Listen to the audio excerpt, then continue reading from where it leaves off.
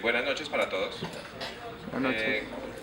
Primero quiero agradecer a la SAO por esta invitación, poder estar aquí contándoles una historia.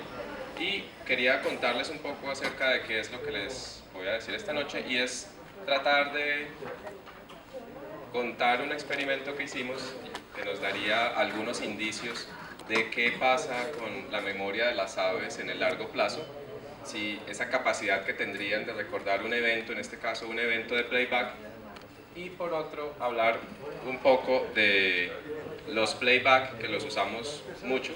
Yo estoy en el grupo de los que lo usan, y qué efectos podría tener ese uso de playback. Entonces primero quería contarles, las aves en general responden muy bien al canto de su propia especie, incluso de otras especies, pero cuando un individuo está por ahí en el campo y escucha un canto de su propia especie, genera cierta reacción. Entonces es una reacción en algunos casos territorial, en otros casos está asociada con ir a buscar pareja, y lo que hace es ir a ver quién es el que está cantando. Entonces si es una reacción territorial, lo que quiere hacer es ir a echar al que está dentro de su territorio, entonces va a defender su territorio activamente.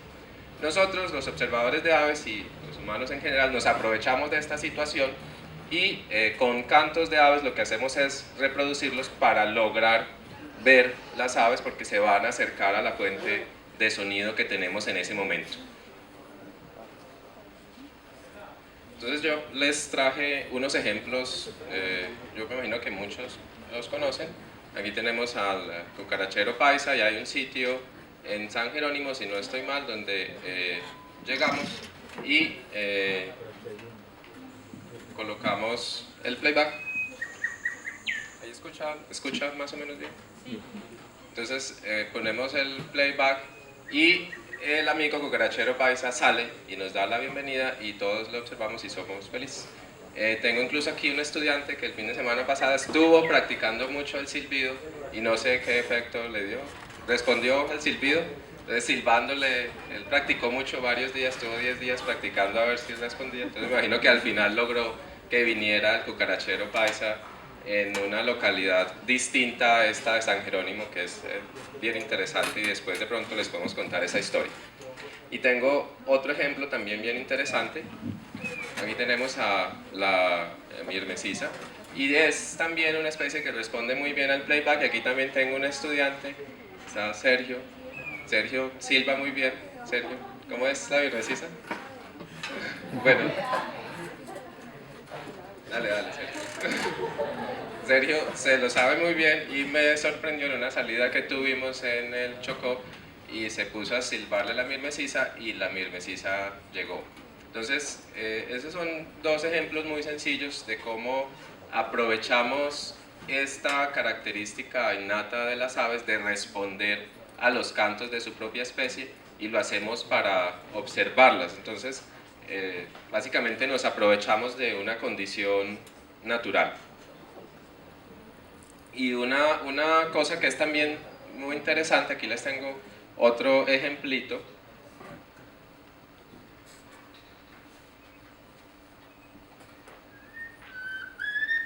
La agralaria, y muchos le silban, le ponen el playback, y la agralaria también viene. Y este es un ejemplo ya fuera de lo común, porque además de responder al llamado del silbido, en muchos casos se han acostumbrado a recibir comida. Entonces esto es en Río Blanco, y les silban, y las aves llegan, y uno les pone lombrices y saca estas fotos maravillosas que las saqué yo en una visita muy cortica. Entonces son unos ejemplos maravillosos de cómo aprovechamos estas características de las aves de responder a llamados de su propia especie. El playback es muy usado no únicamente en observación de aves, los observadores que lo hacen por afición, o aquellos que lo hacen por trabajo porque necesitan llevar turistas, y los turistas son exigentes, llegan con una lista y quieren ver algunas cosas, y los que son guías tienen ya los lugares donde saben que ponen el playback, y allí van a encontrar esas cosas, esas especies que son difíciles de observar, pero que los guías saben perfectamente dónde están y cómo responden. Entonces, además de eso, de la observación, también el playback es usado en otros escenarios. Uno de esos escenarios es la conservación, el monitoreo en términos general y la investigación. El monitoreo tiene que ver con poder seguir las especies en el largo plazo, poder determinar su territorio, y aquí yo les tengo unos ejemplos. Este es de una especie que vive en Madagascar, es una especie que está amenazada, y en el 2002 Tobias y Natalie Seddon hicieron un estudio de la población usando playback. Entonces ellos usaron un transecto, se iban caminando, iban colocando el playback y trataban de determinar la distancia a la cual respondían los individuos, y eso les ayudó a poder determinar cuántos individuos habían, el territorio que tenían, de qué tamaño era ese territorio. Entonces esta sería una aplicación de lo que sería el playback en términos de conservación, pero también por supuesto en términos de monitoreo de poblaciones. Por supuesto el playback lo usamos para atraer, y como lo usamos para atraer, porque ponemos esos sonidos a los cuales las aves responden, ya sabemos que lo hacen para defender su territorio, para buscar pareja o para ver qué pasa. Se usa en muchos casos para hacer capturas, también destinadas en algunos casos a monitoreo. Entonces he estado en sitios donde ponen 100 metros de redes, ponen un parlante en la mitad todo el día sonando, y de las especies locales, y eso por supuesto llena las redes porque los individuos van y caen allí. Entonces se usa con mucha frecuencia. Y en investigación, por supuesto, aprovechamos también esa respuesta que tienen las aves, y básicamente lo que queremos ver es que el canto para las aves significa muchas cosas. Se hace para atraer pareja, se hace para mantener la integración de los grupos familiares. Conocemos aquí especies que se mueven en grupos, tienen actividad cooperativa y usan los llamados todo el tiempo para mantenerse en contacto, y también en agresión, como es la defensa del territorio que les contaba inicialmente. Entonces nosotros usamos esos playback básicamente para tratar de entender esos comportamientos. Uno de esos comportamientos es la comunicación animal, y entonces tratamos de entender el significado que tienen para las aves esos playback que nosotros estamos colocando. Otro de los estudios bastante comunes con el playback es ver las respuestas hormonales. Entonces hay unos comportamientos que están mediados por hormonas. La testosterona, por ejemplo, está asociada con la agresividad, y entonces si uno hace enojar al ave, pues esperamos que la testosterona suba. Entonces son unas de las respuestas que tratan de medirse utilizando el playback, y entonces es un poco estresante para el ave y es bastante difícil. Uno tiene que poner el playback, entonces hace que se enoje, y apenas se enoje, lo captura, trata de capturarlo, y va y le saca sangre y se mira los niveles de testosterona o de otras hormonas. Y por supuesto pues también lo usamos en investigación para hacer monitoreos a largo plazo. Entonces se atraen los individuos y se trata de seguirlos en el largo plazo. La manera como se usa el playback en investigación, una de las maneras al menos, es tratar de presentar un estímulo que hago diferente. Entonces, por ejemplo, uso cantos más largos o cantos más cortos, o uso cantos más agudos o más bajos, o más altos, o más duro, o más suave.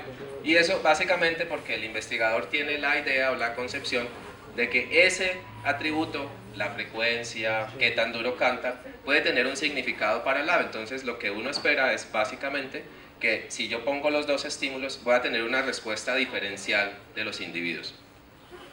Entonces digamos que estoy utilizando cantos cortos y cantos largos. Entonces, como vemos allí en la imagen, esperamos que si el canto corto es más importante, pues haya una respuesta mayor del individuo al cual estoy colocando ese canto corto con relación al otro. Y lo medimos a través de respuestas comportamentales. Entonces no podemos preguntarle al ave qué piensa del playback que le estoy colocando, pero sí puedo tratar de medir ciertas respuestas. Entonces ver cuánto tiempo se demora en responder, si canta, si no canta, si se aproxima al parlante, si se aproxima más o menos, si salta alrededor, si no salta. Entonces todas son respuestas que se están evaluando para poder determinar si ese canto que yo le coloco en el playback es significativo o no. Entonces aquí traigo un ejemplo que hicimos con este amigo que es el carbonero común europeo, y lo que hicimos fue colocar un playback, ese es el canto del carbonero, y un playback en el cual cambiábamos la consistencia del canto. Entonces este es un canto consistente en términos de duración, en términos de frecuencia. Lo voy a volver a colocar. Y este es un extremo de lo opuesto, pero es un poquito exagerado, pero así no fue. Que nos muestra un canto menos consistente en términos de frecuencia y duración. Entonces la pregunta era si primero los individuos podían entender que les estábamos colocando un canto consistente y uno no consistente, y eso lo entendíamos a través de la respuesta que presentaban. Y lo segundo era ver si ese canto era significativo para ellos, si tenía algún significado, si mostraban una respuesta diferencial. Y lo que encontramos al final es que efectivamente el canto más consistente en todos los casos daba una respuesta mucho más agresiva. Entonces lo interpretamos como que la consistencia del canto es una señal para los individuos acerca de, puede ser su capacidad de querer invadir un lugar, o qué tan agresivos pueden ser o qué tan peligrosos pueden ser para el dueño de un territorio. Entonces si yo estoy en mi casa y llega alguien a cantarme con un canto consistente, entonces yo me pongo muy agresivo y defiendo a toda costa mi territorio, que fue básicamente lo que interpretamos allí. Pero entonces viene una pregunta con todo esto de los playback, que lo usamos en muchos campos de la ornitología, y los observadores también lo usan mucho, y es cuál es el efecto que tiene el playback en el comportamiento. Entonces si yo coloco mi playback una vez, entonces el ave viene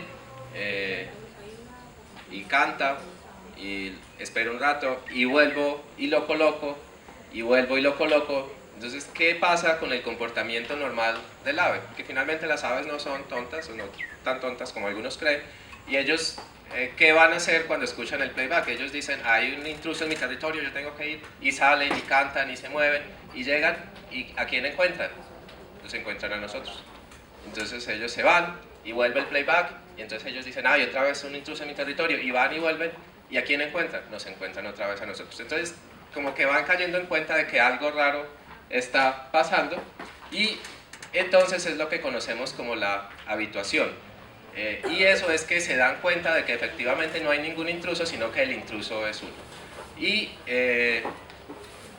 la habituación, entonces, la podríamos entender como esa pérdida de sensibilidad ante los estímulos repetidos. Entonces, un ejemplo fácil de eso es cuando el novio va a la casa de la novia a hacer visita, y le toca la visita con el hermanito de la novia, y el niño de 6 o 7 años le empieza a chuzar el hombro. Y entonces al principio al novio le molesta, pero después de media hora ya tiene el hombro dormido y ya no siente nada. Entonces ese es un ejemplo de lo que sería la habituación. Y en términos del ave, pensamos que es un poco más allá, o sea, no es simplemente perder la sensibilidad, sino que es darse cuenta de que algo está mal con ese playback que le están colocando. Entonces conllevaría un proceso de aprendizaje, de poder relacionar la información que tiene a su alrededor, y es que escucha un canto, las aves en algunos casos son mucho más sensitivas que nosotros a los cambios en frecuencia y otros aspectos. Entonces quizás se den cuenta de que el canto proviene de un parlante y que no es tan natural. Salen y ven a un humano, y entonces empiezan a asociar. Hay un canto, es un canto raro, salgo, veo un humano y no encuentro un ave que esté cantando. Entonces aquí hay algo raro. Entonces finalmente el ave se da cuenta de que es algo raro y deja de responder. Es lo que conocemos como habituación. Y en términos generales la habituación sería dejar de responder ante la estimulación repetida, y eso se hace básicamente para evitar gastos innecesarios de energía. Entonces sabemos que en el corto plazo, al menos, como les decía ahora, si yo pongo el playback, el ave va a llegar. Si yo vuelvo y repito mi playback al poco tiempo, entonces el ave se va a demorar un poquito más en aparecer y en teoría, bajo este supuesto de la habituación, es que si yo lo hago por tercera vez o lo hago muchas veces, al final el ave no regresa. Entonces diríamos que en el corto plazo al menos hay una memoria sobre ese evento, el ave se da cuenta de que algo sucede y deja de responder frente a eso. Y hay múltiples evidencias, este es un estudio clásico del 76 y lo que hicieron fue colocar muchos playback, ahí vemos hasta 5, y lo que medían era el porcentaje de aproximación y cuántos cantos producían. Y lo que vemos en la primera gráfica es que efectivamente con el número de playbacks disminuye el porcentaje de aproximación y es básicamente lo que les expliqué hace unos segundos. Y lo otro es que los cantos también disminuyen. Ahí en los cantos hay una gráfica rara, es la punteada que no cambia, y eso es porque usaron dos tratamientos distintos, y es que cada vez usaban un canto diferente con el playback. Entonces, eso quiere decir que si yo uso el mismo canto, el ave se da cuenta más fácilmente y disminuye la cantidad de cantos que produce, pero si cada vez que hago el playback uso un canto distinto, no va a dejar de cantar y lo va a entender como un estímulo diferente. Pero de eso vamos a hablar ahorita. Entonces, esto es en el corto plazo, esto lo sabíamos hasta hace un tiempo que funcionaba muy bien, pero llegó la pregunta de si en el largo plazo las aves podrían recordar ese evento de playback y disminuir su comportamiento. Que sería lo más interesante, porque si digamos hoy vamos a San Jerónimo y ponemos el playback, ¿qué tanto tiempo puede ese cucarachero que vive allí recordar que le hemos hecho el playback y contestar con la misma fortaleza que lo hizo la primera vez? Entonces nos planteamos esa pregunta, ¿qué pasaba con el playback en el largo plazo? La respuesta un año después de haber hecho un playback, y entonces planteamos un experimento para tratar de evaluar qué pasaba con esa respuesta comportamental entre los años consecutivos, 2008 y 2009. Entonces dijimos, vamos a hacer un experimento, vamos a hacer cosas bien chéveres con las aves, y escogimos al carbonero común. Este es un ave muy común en toda Europa, es tan común que está en los jardines, está en los parques, está en los bosques, está en toda parte, se usa mucho en estudios de comportamiento, y tiene una ventaja que es maravillosa para los que estudiamos comportamiento, que es que anida en cajas, y más se demora uno en colocar una caja que en llegar una pareja a visitarla y anidar y a dormir allí. Entonces esas fotos, por ejemplo, son en la barda del jardín, en la casa que yo vivía, donde se hizo el estudio. Yo puse una caja y allí tenía una pareja anidando, y entonces puede uno hacer esas fotos maravillosas. Entonces eso es una gran ventaja con especies que hacen esto. Aquí en Colombia hay algunas especies que podrían ser buenos modelos como esta. Uno quizás sea el cucarachero común, que también acepta cajitas y le gusta. Pero allí tenemos otros problemas, y es que aquí tenemos aves parásitas, entonces cuando uno pone una cajita y está anidando el cucarachero, llega un molotrus y le pone huevos adentro. Entonces por eso quizás no son tan exitosos los estudios aquí. Y otra ventaja del carbonero es que responde muy bien al playback, y ya se ha demostrado y han hecho mapas de territorios, y es bastante fácil trabajar con él. Entonces, en una población, este es el campus universitario de la Universidad de Amberes, y allí el profesor está loco y puso más de 100 cajas en todo el campus. Entonces todos los punticos que se alcanzan a ver allí son cajas donde anidan parejas. Entonces uno puede tener 200 individuos anidando y tiene datos muy bonitos y muy interesantes. Y otra ventaja es que uno les pone banditas a los individuos y fácilmente los puede identificar. Entonces uno le lleva la hoja de vida a cada individuo. Entonces este pajarito nació en esta cajita, este es el papá, la mamá, la novia, los hijos, sabe dónde está, dónde duerme en el invierno. Entonces es muy fácil poder estudiarlos. Entonces nosotros decidimos hacer el estudio en 2 años consecutivos, haciendo unos playback, y teníamos lo que llamamos 2 grupos, un grupo de largo plazo, un grupo de corto plazo. En el grupo de largo plazo